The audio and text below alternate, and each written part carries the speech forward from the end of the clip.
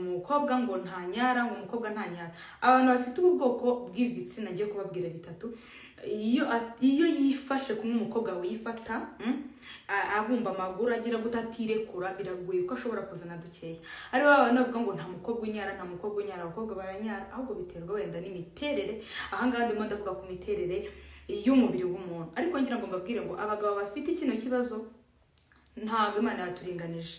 Inshuti yanjye, hari impamvu ufite imboro ngufi, iyo ndakagira ndende, ndakagira ibyibushye, ndakagira gute, kandi nyine ugasanga abagore babubona nabo bagabo nabo barabihanganira.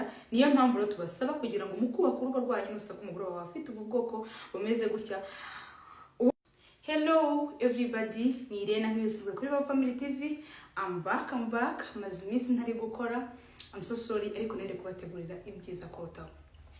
Mu minsi maze rero ntari gukora, nakiriye message z'abantu bafite ikibazo.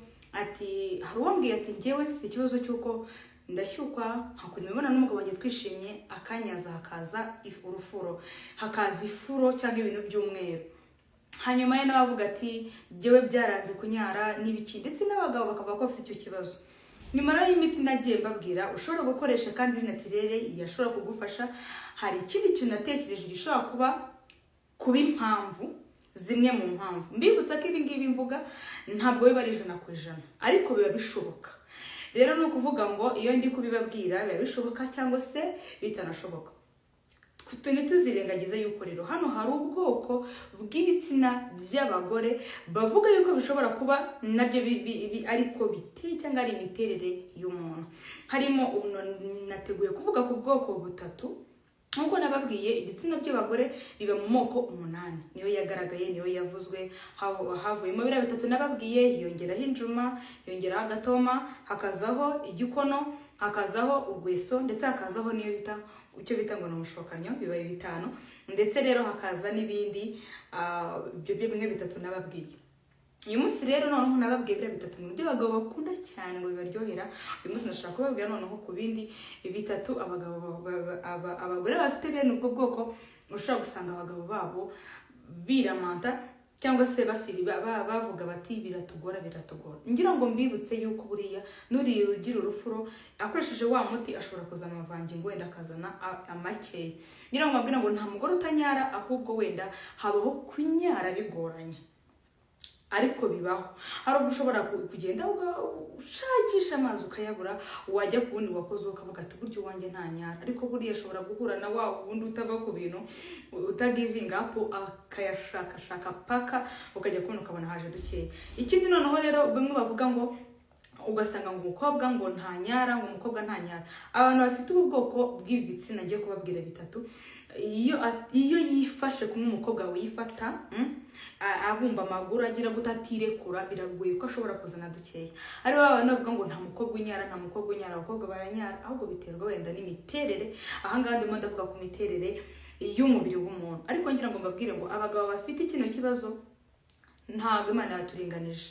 Inshuti yanjye, hari impamvu ufite imboro ngufi, iyo ndakagira ndende, ndakagira ibyibushye, ndakagira gute, kandi nyine ugasanga abagore babubona nabo bagabo nabo barabihanganira. Niyo mpamvu rero tubasaba kugira ngo mukubaka urugo rwanyu nusaka umugore wawe afite ubu bwoko bumeze gutya, wagerageza muri ya miti nababwiye, cyayi nababwiye, ushobora kukigerageza cyangwa se ukaba wafata nyine ukabyihanganira. Ariko karibu mu kiganiro. Reka rero mbabwire icyambere bakita ngo ni injuma. Injuma rero ni igitsina cy'umugore gifite akarugongo gatoya, gifite n'udushino dutoya cyangwa se utugoma duto cyane. Hanyuma rero aba bantu ngo ntibakunda kurongorwa. Ikindi rero ngo ntibakunda imibonano. Ntaragera gukunda imibonano, aba bantu ngo ntibakunda gukuna, bitewe nuko aba ari udushino dutoya cyane, ndetse n'akarugongo ari gato cyane, ugasanga aho gukuna umwanya wabo ni mutoya. Aba bantu rero usanga bababara cyane, iyo batangiye kubikora birababaza cyane, ugasanga barabyihoreye. Rero ndagira ngo mbabwire ngo injuma, umugore ufite injuma rero bavuga yuko ashobora kugira amavangingo, ariko akagira amavangingo bigoranye nkuko nari nababwiye. Ikindi rero akaba uyu mugore ngo ntakunda imibonano, bitewe nuko murabizi imyanya izanisha ubushake. Twarabibonye ko urugongo ari cyo gice kizanisha ubushake bukaze cyane, ari cyo gice umugore umukora ukumva ameze neza, cyangwa se ugasanga ahise agira ubushake mu buryo bwihuse, ndetse akaba yagira n'amavangingo mu buryo bwihuse. Aba bagore bagira injoro kuko bagira akarugongo gatoya cyane, usanga ubushake bwabo bugorana. Ikindi cya kabiri, ugasanga kugira ngo ne y'amazi ase bisaba gukuba cyane kugira ngo ugeze kuri karugongo, kuko karugongo kaba ari gato cyane, bisaba gukuba cyane kugira ngo ugeze imbere. Bitandukanye naho umuntu ufite rugongo iri inyuma irumbaraye, buriya n'umwanya uba umushimisha kuri rugongo uba uri hano hafi, na poje yawe biri hano hafi.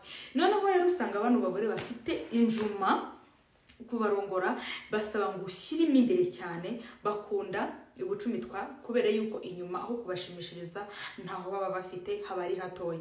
Ngira ngo rero mbabwire ngo aba bantu bagira ububere kandi butari bwinshi cyane, bagira ububere bukeya, bufite ari bukeya. Ngo niyo miterere, ibi ndi kuvuga ntabwo ari byo bivuze nyine byavuzweho n'abandi, ariko ndi kugira ngo